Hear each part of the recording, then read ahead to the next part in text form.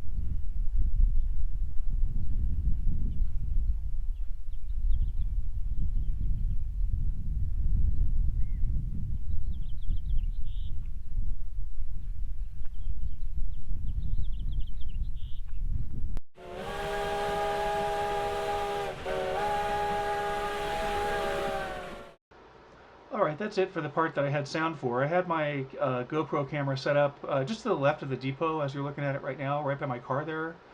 You can see where I was set up. The Gold Hill Depot is interesting. The best information I ever found about it was in an oral history by Gordon Sampson, who is the last superintendent of the VNT who shut the railroad down, so of course he's evil. I like the guy actually as a historical character. He had a tough job to shut down the VNT.